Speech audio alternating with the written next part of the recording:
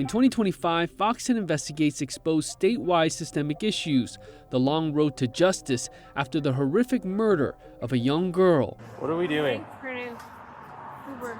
This is disgusting. And what led to a quick resignation for an official in power. Tempe police, search warrant, come to the door, nothing in your hand. An alleged abuse surrounding a secretive Christian church that went back decades. After dozens of investigations this year, we discuss what stands out and the impact these stories have on our communities. I'm Justin Lum, and we are on the record. Well, it has been a very long year in 2025. We've done a lot of work with our investigations here at Fox 10.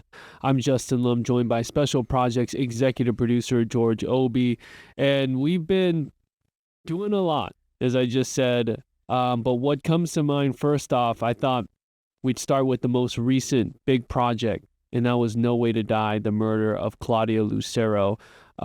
As we've talked about and shared with our viewers, this case goes back to 2013 when 14-year-old Claudia Lucero was murdered.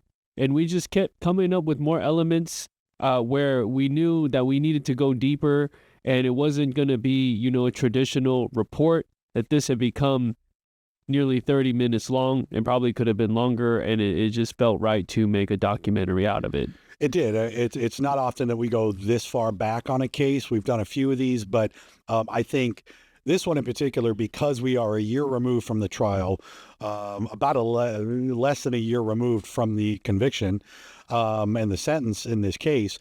But the initial case goes back more than a decade. And so part of that, I think, is kind of revisiting the heinousness of the crime. I was surprised about how many people were still remember that case. I vaguely remember it, mainly because it did happen closer to a weekend. The entire thing, from the murder to the arrest, kind of played out over a 4-day span over a weekend. And sometimes, those stories maybe get lost in the day-to-day shuffle, if you will. So much happens, too, in a week in the news cycle. And so talk about a decade and how much has been covered here in this market, in the Phoenix area. It all, you think of something like that, and you're like, oh, I vaguely remember it, and then you read into it and do the research again, and you're like, this was a horrific thing. Just being the visual of that dumpster in Mesa, the people that were remembering Claudia Lucero and just wondering, why did this happen? Who could have done this? And how it was so close to home that it ended up being her mother's ex-boyfriend. Right, and clearly this is not an unsolved murder case. I know we cover a lot of those, and we'll touch on some of those. But this was a case that was that happened very quickly, and the arrest happened so quickly that maybe those cases get overlooked. But you went back to the crime scene all these years later, and how much has not changed in that community, in that apartment complex. The dumpster is still there. I think says a lot to, again, like you mentioned, this news cycle that we're in, especially in Phoenix, to have a crime like this to happen so long ago, but you go back to that community and everything looks and feels the same. Also, her mother and her family really sharing, even with there's a lot of guilt there, but her mother sharing for the first time and interviewing about this, and her best friend. This is definitely one of the cases and one of the projects that stood out. We were always juggling different investigations, some very long form and could take months, some it happens in a day, and we're getting on air as quick as we can because, we know we've got to move faster on this, and it's something that's developing very fluidly, and then follow-ups happen. So in our world, there's just so many different stories that we're discussing, researching, and working on. But I think we're very proud of how this came out. So I want you guys to take a look at a little bit, an excerpt of No Way to Die, the murder of Claudia Lucero.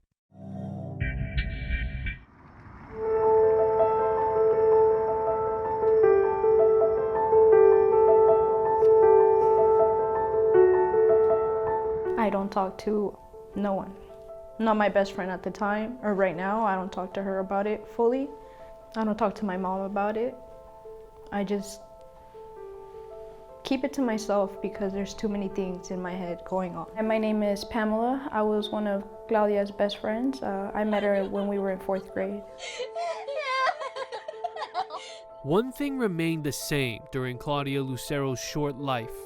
From birth to childhood to her early teen years, her warmth was felt by everyone she loved. At 14, she had become a vibrant personality who enjoyed dancing, fashion, and makeup. She just made everyone feel comfortable. She was the life of the party, always making people laugh. Her laugh was super infectious. She was such a kind soul. To this day, I haven't met someone who's so unique how she was and so kind and vibrant, full of life and family-oriented. A popular freshman at Westwood High School in Mesa, but family was everything. Joanne Lucero was a single mom of 4, raising Rick, Mark, Claudia, and Jacob.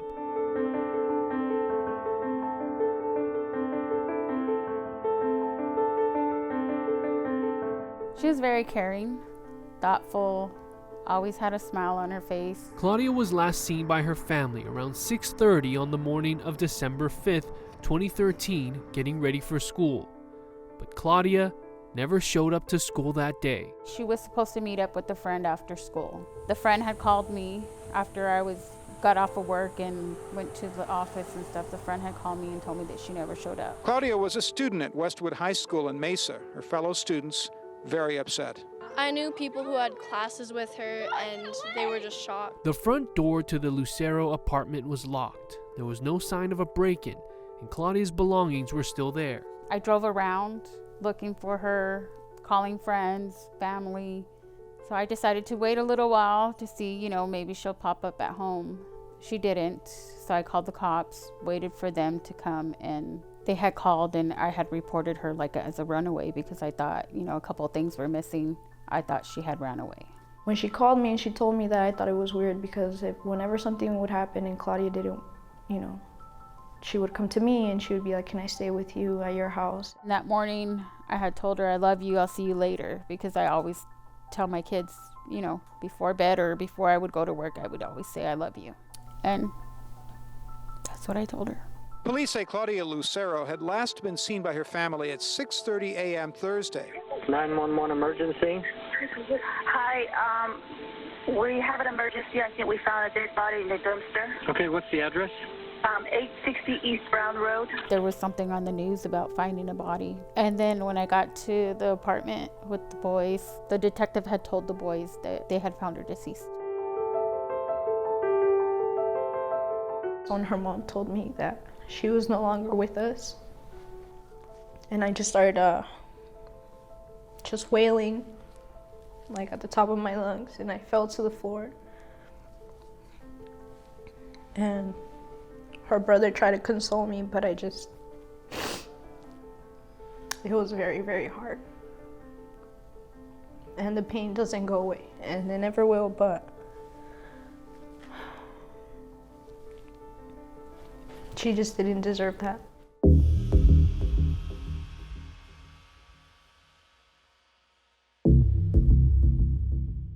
Mesa police say 2 women discovered the body while dumpster diving for cans. We spoke to one of the women who declined to be interviewed on camera, but she says she was standing inside the dumpster when she felt something strange beneath her feet.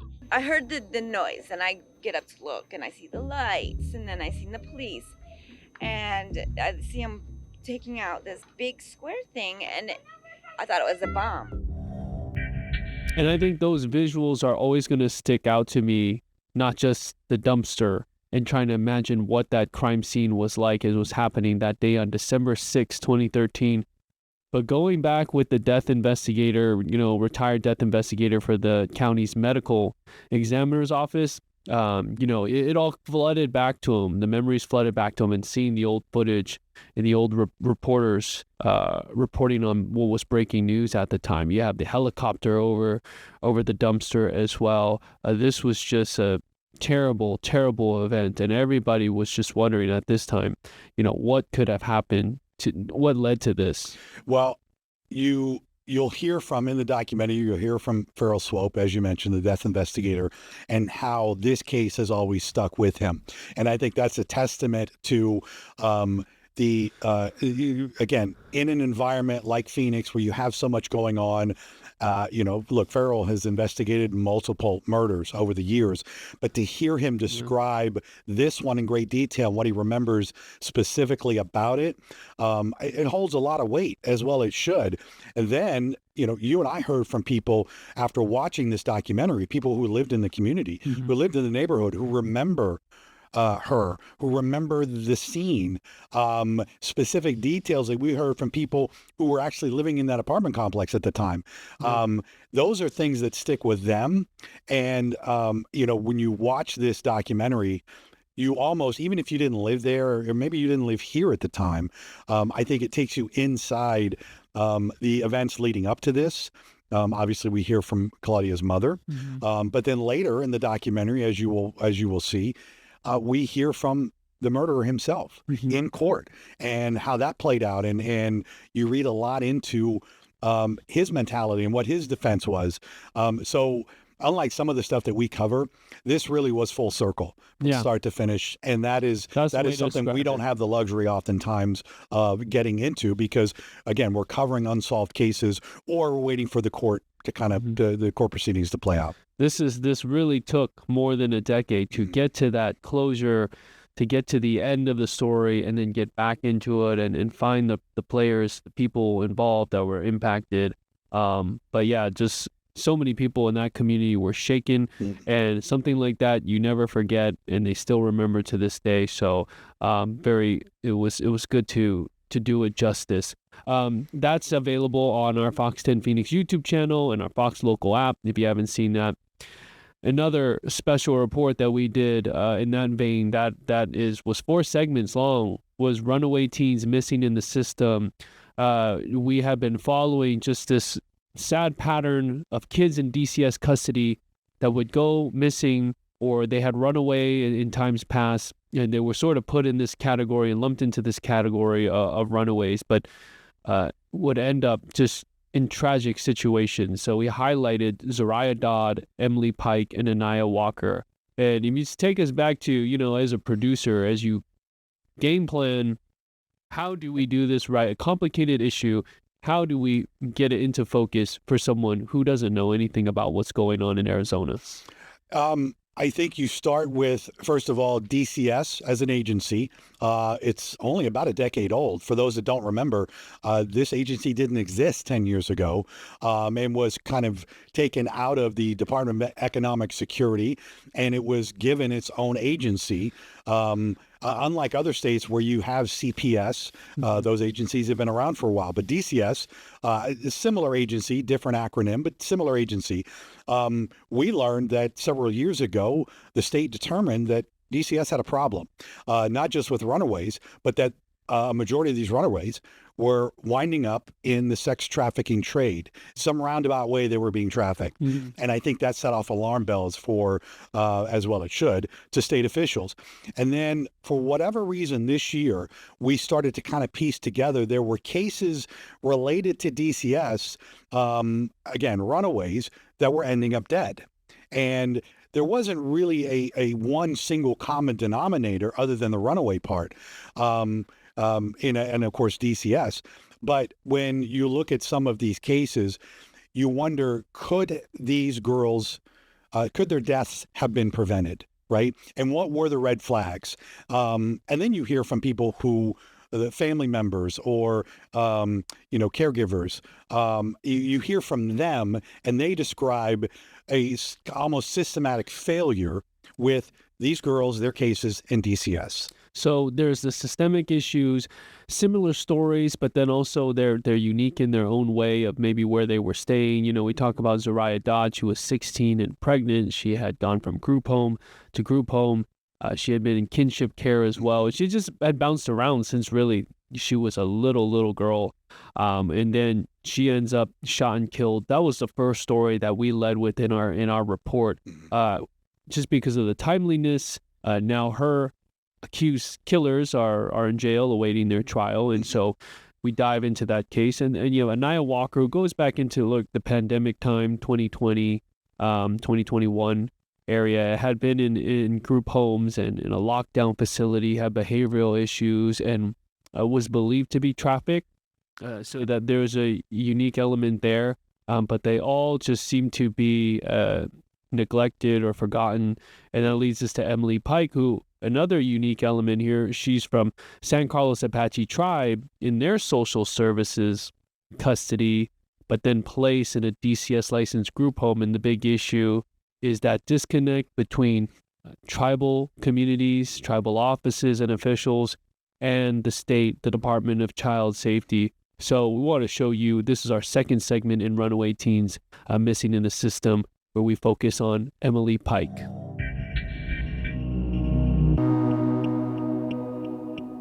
Walking in darkness along a canal, Emily Pike is identified by a Mesa police officer. Emily, can you please stop for me so I can talk to you? It's the night of September 20th, 2023, the second time she's run away from a group home owned by Sacred Journey Incorporated. Let's talk, okay? It's okay. Hey, it's okay. You're not in trouble, okay? Far from home, 120 miles away from the San Carlos Apache Indian Reservation. How did she get here? No one's helping me. Well, that's not going to help things either. No one's gonna help me. Those words hit harder, knowing what we know now. I really don't want to put you in handcuffs, young lady, okay? I just want to go home. A month later, Emily would run away again on Halloween 2023, and by January 2025, she would sneak out for the last time.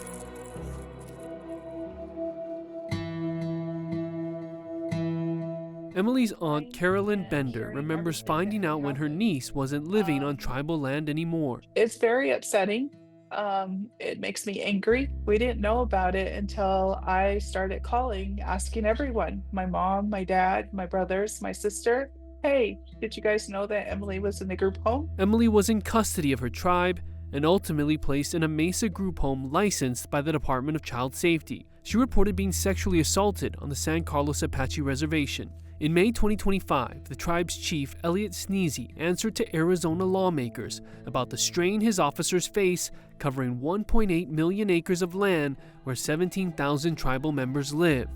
Emily's 911 call was transferred to the Game and Fish Department. To the best of my knowledge, part of the reason why that call was given to the Game and Fish Department to locate her, because it was in a rural area, a very desolate area, and Game and Fish is the experts on locating people in those type of areas. Now, do we respond to some of those areas? Yes. However, looking at calls, we were also busy. As I mentioned, we cover a lot of area, and I think at the time we only had about 22 police officers. No one has been charged in Emily's assault. Ultimately, the path to her leading to a group home almost seemed like she was punished for being victimized. And I find that absolutely abhorrent. Even after Emily ran away from Sacred Journey multiple times, DCS indicated the agency had no record of her. Here's Catherine Patak, 2 weeks after being confirmed director of DCS. When a child is living on tribal land and either eligible for enrollment or enrolled in a tribe, the tribe has exclusive jurisdiction. The state can't come in and tell them what to do with their children. Jurisdiction is the key term, and what leads to disconnect, according to Arizona lawmakers and tribal leaders. When she ran away on January 27, 2025, the group home staff notified her tribe's social services, but did not call the DCS hotline to report her as a runaway. Since then, DCS officials have ordered the group home to use the hotline regardless of the entity that placed the child in the home. Emily ran away from Sacred Journey by exiting her room's window. The alarm on the window had been disabled. Weeks later, on February 14th, a gruesome discovery was made.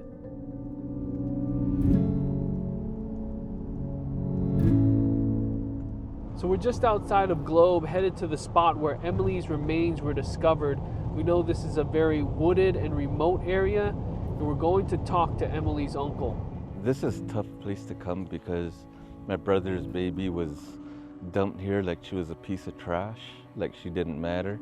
And it hurts that somebody hated her, disliked her that much to just do what they did to her. We're 100 miles away from where Emily was last seen in Mesa.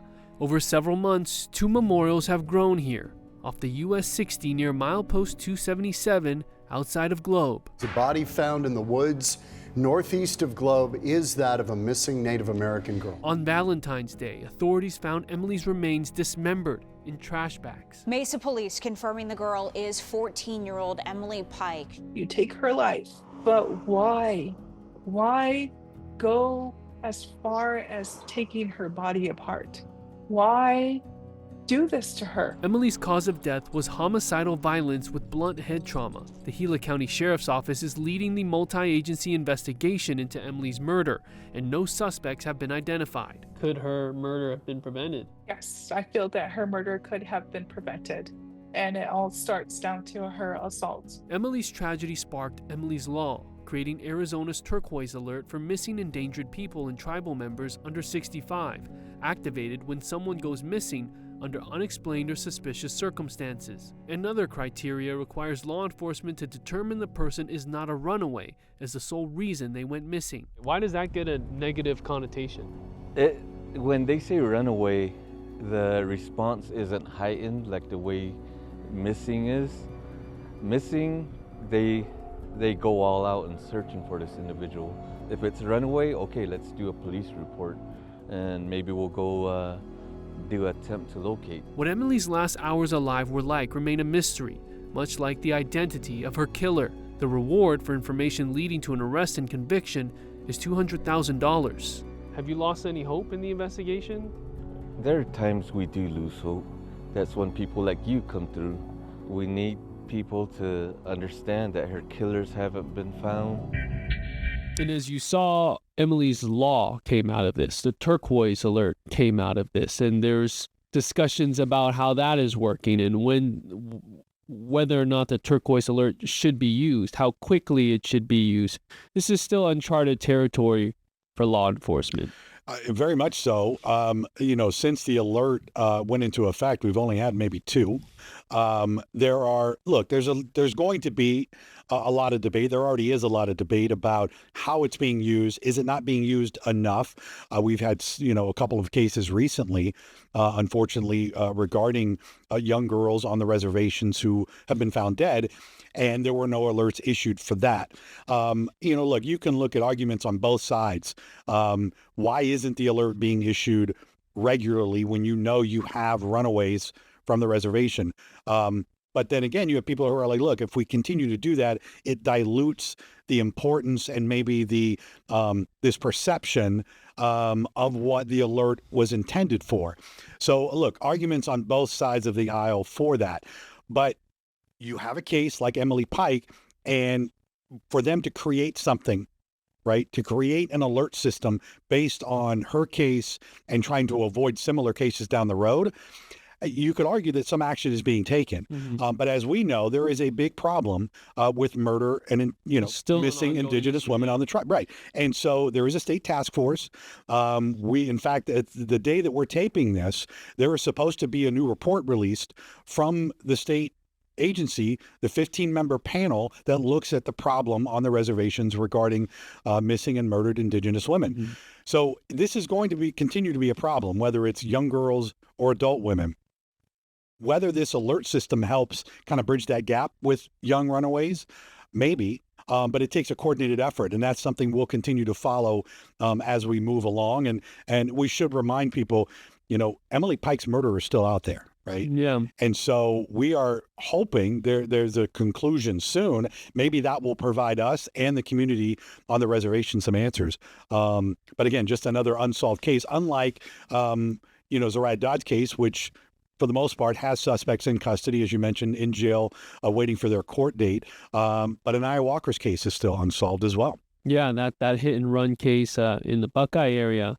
But back to Emily, she would not have even fallen under this turquoise alert, but her murder led to this. There's so much criteria there, and one of those checkpoints is, you can't be listed as solely as a runaway, and she had a history of running away. That doesn't excuse anything, but it just shows what happened to her has also brought so much impact, but the most sad, tragic circumstances.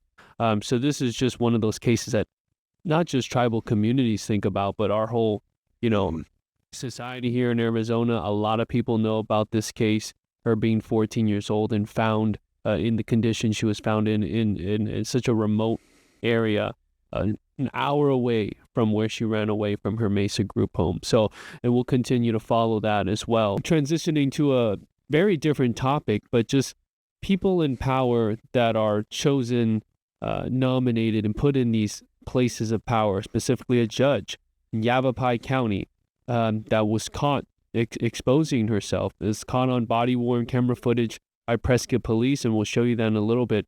This is a little different when you talk about the accountability and standards for someone in that position. Well, and this is a story that came in as a tip, right? A source had kind of tipped us off to this happening.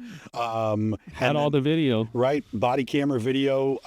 Unlike some stories where we have to kind of recreate and regurgitate maybe what we see or read in court paperwork. This was police body camera video on Whiskey Row in Prescott, very popular area. Those who have been in Arizona and been up there know this area. Ideally, if you take the judge part out of it, this is probably something that officers encounter quite a bit. Probably happens all the time on Whiskey Row. Absolutely. Downtown, anywhere in a big city or small city, it doesn't matter. And I think obviously and rightfully so, we have an expectation that judges and officials in power like this don't act this way. You take a look for yourself. Here's our report on this Yavapai County judge who's now resigned after allegedly urinating in public. What are we doing? Uber. This is disgusting. It's just after 1:30 in the morning on October 4th, and the woman who just pulled up her pants, sitting on the bench, is now face to face with Prescott police. She is Judge Pro Tempore Christine Schaff Olson. The location is known to many as Whiskey Row at Montezuma and Gurley Street, on the same block as the Courthouse Plaza where Schaff Olson works. A source who wishes to remain anonymous obtained this body cam footage, providing it to Fox 10. As the officers try to identify her, Schaff Olson's husband gets involved. Are you her husband? Yep. Okay. Can you hang out over by the cab for me? Nope. Come on. Yeah, you can, because I'm conducting an investigation. For what? Because I just saw her puking and urinating, exposing herself to several people. That wasn't her. That's Jason Olson, the judge's husband, and also the Parks and Recreation Manager for the town of Chino Valley. Police say Olson did not listen to instructions to back away, and as he's being detained, officers say he resisted arrest by tensing up his right arm before being taken to the ground. Get your ass on the ground, dude. I'm not doing anything. 5:15, we're fighting. I'm not fighting. Grab the cuffs. The police report says Schaff Olson showed signs of intoxication and slurred her speech. Schaff Olson was appointed as a judge for Yavapai County Superior Court in 2023. She was a partner for her own law firm for 2 years and has been practicing law for a decade, according to her LinkedIn resume. If you listen closely, she emphasizes her official title. Minimum, you're getting a ticket. My name is Judge Christine Olson. The report also says several witnesses walked by minutes earlier and waved the officer down after they saw the judge urinating. Are they visiting? I have no idea. She's useless. She can't even spell her name. We reached out to the Yavapai County Superior Court for comment. The court administrator's initial news release just days after the incident said Schaff Olson resigned to attend to personal matters. The latest statement from Yavapai County Superior Court says in part, the Superior Court is aware of the allegations against Judge Christine Schaff Olson. This information was brought to the court's attention on October 4. Judge Schaff Olson accepted full responsibility and formally submitted her resignation on Monday, October 6. To ensure coverage of her calendar, Judge Schaff Olson agreed her last day on the bench would be October 31. All right, this is your citation. It's a misdemeanor for urinating or defecating in public, okay? So you're going to have to sign it promising to appear in court in about a month, all right? Your husband's going to be transported to the Pike County Jail. He'll be booked in there. Jason Olson was cited for resisting arrest, interfering with a crime scene investigation, and obstruction of government operations. His employer, the town of Chino Valley, has not responded to our request for comment. Body cam footage shows Judge Schaff Olson struggling to sign the citation. Nope, right here on the screen. On the screen. Well, on the screen. Her attorney tells Fox 10 that she had some sort of medical issue that night, which has no bearing on her performance as a judge, and he's confident that when more information comes to light in the appropriate forum, the matter will be resolved favorably. Well, this report, and no surprise to us, on our YouTube channel alone, it garnered over 1 million views. I think it's the shock of people seeing this happening, and we have not gotten any confirmation that she was under the influence, that Judge Christine Olson was under the influence of any alcohol, even though police say she believed to look like she was under the influence of some kind, but that's not really the issue at hand. It's the exposing herself in public right by the courthouse that she was working at. Yeah, look, public intoxication is one thing, but you can clearly, in the body camera video, the officer mentions the fact that, quite even questions her, what are you doing? Mm-hmm. And then alludes to the fact that I saw you urinating, bending down in the bush on Whiskey Row in public. Again, this is late at night. Weren't a ton of people around. And other people have witnessed it, yes, which led him there. Right. So, does this happen every night on Whiskey Row? Maybe. But, it shouldn't happen in this capacity. Again, you'll see the video for yourself. This is not something that anybody wants to see walking down the street. Again, and then you compound the fact that it's an actual judge that's, that's doing this. And she also says on body camera. She does. She lets him know she's a judge. Yeah. What's the intention of that? Right. Who knows? But it comes off as she's letting law enforcement know, well, I'm a judge, just so you know. Right. And if you listen to the body, it didn't change the officer's tone in any way. Again, when the husband comes up, things get a little heated there. Probably makes it worse for her than it does anything else. But look, the officers handled it like they would anybody else. I don't think there was anything wrong with that. This will play out, and who knows what she does next. And look, she took accountability for it. She didn't try and make excuses for it.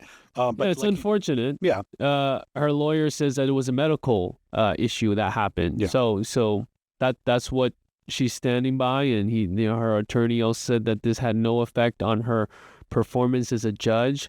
I believe she carried out her job, or to the end of October after the quick resignation, but we would have never found out why this resignation came if not for this report, if not for the body cam footage, this tip from someone who had known about this and filing records requests. It was just, she resigned to tend to personal matters, very vague, and that was it. And sometimes these citations don't make headlines, if you will, or they don't, they're not as front and center as, say, a charge of DUI or something felony related, right? Oftentimes citations like this, they're hard to find. You need to know about them. Yeah. They're not easily searchable. It's a misdemeanor. So like you said, she resigned. We didn't know, but other people did know, and that's where the tip came in. Yeah. Yeah, and then also her husband, I think it was the resistance or him doubling down saying she didn't do anything. That her husband, Jason Olson, is also the Parks and Rec manager. Yeah. For nearby jurisdiction as well. So another person in power. Not saying that he tried to abuse it, but you can judge the interaction for yourself and how it was handled. But this is just one of those things where, there are just different standards, especially in the public eye for people in positions like this. Moving on, this the last one we're going to share with you guys for our best of 2025 investigations. Really, the 2x2 Christian church. Some call it a cult. Some call it a secretive Christian sect. Some call it's known as the truth, the church with no name. But this group that is global, under investigation by the FBI. And we were just like, okay, this is interesting, but who do we talk to, Well, and these are in many cases, the most difficult stories to cover because you will not get much from any of these denominational churches, especially sects like this. There's a reason why they don't want much known about them. And this, again, like you mentioned, started with the FBI, started with them investigating the church as a whole across the country. So then we started, digging a little bit and going, are there church members here? What do they have to say? What do they think? Are they involved in this, or are they like, look, that's another, sect or an off group that we don't associate with?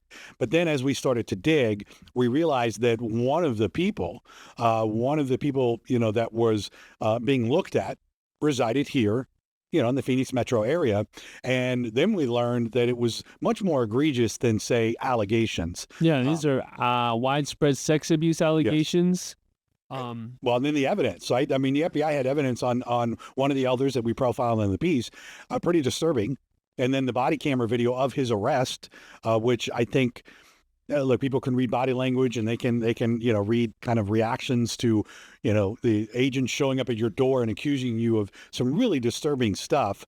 But then the other thing, and I think this goes to what we do as investigative journalists, you went to one of these church meetings. Yeah. And that's not something that we get an opportunity to do much of. Obviously no cameras allowed, but you got to experience kind of what this community is and whether or not you read into, is this the environment of the church or is this just some, as they say, bad seeds in the group? That was an experience. That was a long hour at Thunderbird High School, but I want you guys to take a look at this investigation into the 2x2s. Tempe police are here for Raymond Zwiefelhofer. Hands up. Hands up. Put your hands up, please. On your head. All right, go ahead and step out. Step out. Keep your hands on your head, sir.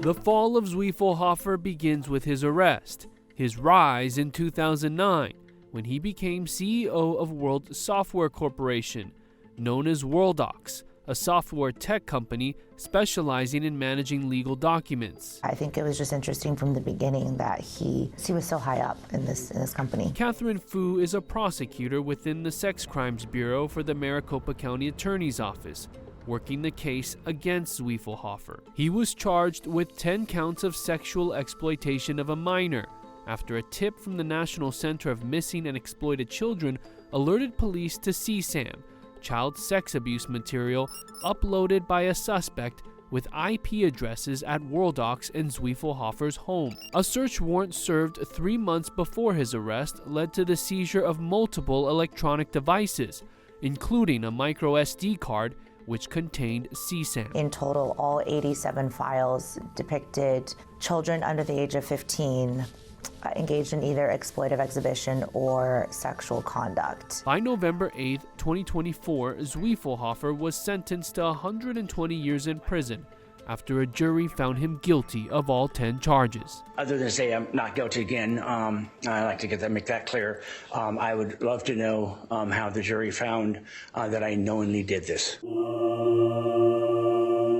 Fox 10 has spoken to multiple sources with ties to a secretive Christian sect accused of widespread child sex abuse and cover-ups, known as the 2x2 Church, the Way, the Truth, and the Church with No Name. Sources within the church confirm that Raymond Zwiefelhofer was a member, specifically an elder. We want to be clear, his crimes did not involve members of the 2x2. My name is Sarah Black. I was born and raised in the 2x2s, in the meetings. I'm 48 now. I left in my late teens, early 20s. Sarah Black lives in the East Valley, but grew up in Portland, Oregon, going to weekly gospel meetings. Well, it's a system that is very legalistic, lots of unwritten man-made rules. I grew up without a TV. Most homes didn't even have a radio. I was with progressive parents, so I had a radio. I was also in a very musical home, but I watched my friends not be able to do certain things like participate in band activities at school. Black's parents have also left the church. She describes the Christian sect as well hidden with an established hierarchy, overseers at the top, followed by ministers called workers, and then elders along with the rest of the church, known as friends. All this importance on what these workers speak in these meetings. So the doctrine becomes whatever you hear every week. There is no one set doctrine like some churches would have. Because ministers go out 2 by 2. They go out in pairs, and they don't have homes. They stay in the members' homes. So the access to children is readily available because they're staying in the homes, sometimes even in the same bedrooms as the children. Cynthia Lyles is a private investigator specializing in child sex abuse cases. She's worked with the FBI on exposing the 2 by 2 church that originated in Ireland in the late 19th century. Workers rely on members' hospitality for housing and food, traveling with assigned partners of the same sex, denying formal religious training. They aren't allowed to marry either. You'd have to clean the house and have it the most clean you could get it. And my brother and I would be kicked out of our rooms, and we would sleep on the floor in a sleeping bag at my parents' room so that the workers could come and stay 2 or 3 nights. Elders host weekly meetings in their homes for workers to teach the gospel. For us, it was normal for them to come stay with us for a few days at a time when they were in our what they called field. Pam Walton lives in Hawaii, another member who was raised in the church and now collects documents and photos tracking a timeline of alleged predators. Everyone in the church is either related to someone in it or they know someone in it. Did you find patterns of a cult early on? It's definitely fear-based. Advocates for the Truth is a nonprofit organization that provides help for sexual abuse survivors in the 2 by 2 church. AFTT says 2,000 plus victims have reported more than 900 alleged perpetrators to its hotline for abuse as of June 2024. The main philosophy of the church is that it's the only true way to heaven, and so that really complicates child sex abuse cases and sex assault cases because survivors are fearful that they will lose out on salvation if they report. Lyle shared an important letter with Fox 10, written in 2005 by a former overseer in Arizona who addressed a fellow member's history of alleged child molestation. It says, quote, "You can understand that we love our people very much and don't want to report their misdeeds to the authorities. So the way we have usually complied with the law is by asking the offender to see a professional counselor." End quote. This has been a church that has just been perfect grounds for pedophiles to be at, be in, be with, because they have had unprecedented access to children. The church has an estimated 175,000 members across the world. Its connections to Arizona date back to Glendale in the 1920s. Sometimes you would get a paper list. If you were an elder in a meeting, you might be emailed a list, but oftentimes you were told to just hand out the information or tell the information verbally. He does not want to be identified due to family members who are still affiliated with the church, and says those who have left are relieved the FBI is investigating. People on the outside are pretty excited that something will finally happen. People inside are still in denial. I don't know how many times Jesus passed through. I wanted to see what a gospel meeting was like for myself.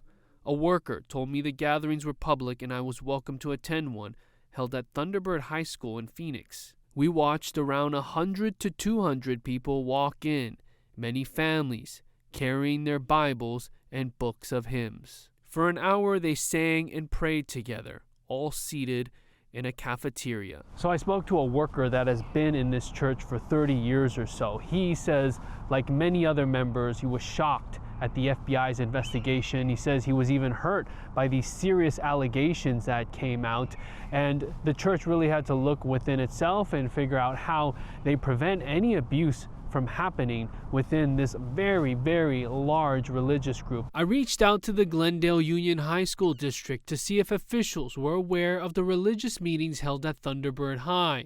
A spokesperson says the school has not leased facilities to any organization operating under the names 2 by 2 or The Truth. We obtained the lease agreement to a Nate Galuza to rent the cafeteria for worship services during the month of January, costing $600 for a total of 8 hours. The district says users must comply with federal, state, and local laws, going on to say, quote, Our district remains deeply committed to the safety and well-being of our students, staff, and community. It is also important to emphasize that students were not present on campus during the time of this facility rental. As for Zwiefelhofer, his defense says that he was unaware of the child sex abuse content found on his device depicting minors under the age of 15 involved in sexual conduct. Prosecutor Fu also says the entire Windows system on his laptop was deleted before Tempe police executed that search warrant at his home. We've reached out to his attorney for comment and have not heard back. Do you think he was someone that thought he could get away with all of this? I think the evidence showing that the entire system Windows system had previously been deleted, evidence showing that there was an encryption key, I think I would say that all of that evidence together is indicative of someone who was trying to cover their tracks. Okay, so you just watched our investigation into the church with no name, and the local ties here to Arizona very strong as we spoke to former members. And as I got to sit in one of these meetings at Thunderbird High School, I mean, they either have their gatherings at a library or a school, and they figure it out, and they'll stay there for a month or so at a time, and then they'll move on. And really the place of worship or teachings are these areas, homes, which hence the name and the nickname 2x2. These ministers go in pairs, and they're treated like VIPs, very important members that are basically given the master bedroom and given, their bed and clothed and treated like royalty. And this goes back a long time. Yeah, this goes back more than a century. There's definitely a hierarchy. We didn't get an opportunity to, and I'm not sure it would have made much difference for people at home. We got an opportunity to look at some of the writings and teachings over the decades of what church members are kind of, and what they're given as material, some of what the beliefs are. It's very convoluted. Religion as a whole can be convoluted. And for those that are like, especially a group like this, where religion is their life, right? It's not something that they practice and they kind of carry on. I mean, this is ingrained in everything they do every day. And to see, to hear from former members who are in this environment and how they describe it, I guess it wasn't a surprise. I'm sure there are. I'm sure you've met when you went to the meeting. I'm sure you met, normal 2x2 It seemed people. normal for the most part. It was singing and praying. Right. But when you dig underneath and former members talk about, their experiences or from what they know through family members and friends, and sort of being shut off from media, from radio, from TV, and being shut off from that world. Yeah, it's almost like it creates this culture, unfortunately, even if it is a small group of these members that are kind of involved in this and preying on the younger people. But unfortunately, there is some aspect of this that is creating this culture. And I think that's really what we wanted to dig into. Is this a bigger systemic problem among this sect, this 2x2 group?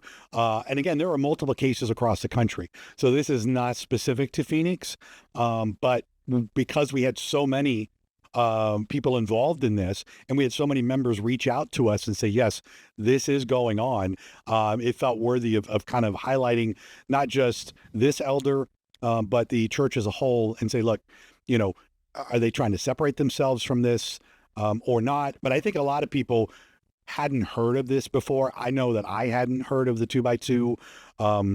Again, there are so many other sects, religious sects out there, whether it's Christianity, whether it's the Mormon religion.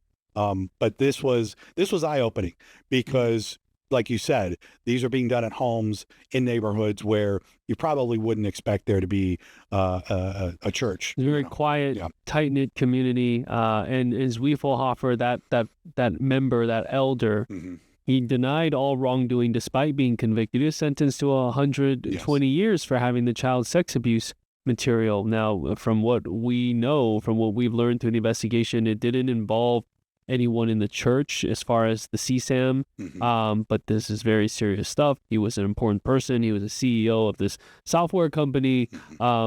But this was, again, like you said, eye-opening, and to talk to former members about the culture and the widespread allegations that were coming out. It took time for them to come out, for people to feel comfortable and feel like, okay, they're now validated by the FBI saying, we want tips, we want information. That's the we thing, believe right? you. Right. And the FBI wants to let them know, look, we're looking into this, but we need victims to come forward, because that really is that really is what gets the ball rolling. And so this alert that, we highlighted from the very beginning was the FBI going, look, we know there are victims, we have victims, but we need more. We need more of you to come forward so we can at least help get justice. Yeah. And as we said in the report, the Advocates for the Truth website said as of June 2024, about 2,000 victims that reported to their hotline, calling out like more than 900 alleged perpetrators. So that fallout, that impact, people starting to talk and speak up for themselves or for loved ones,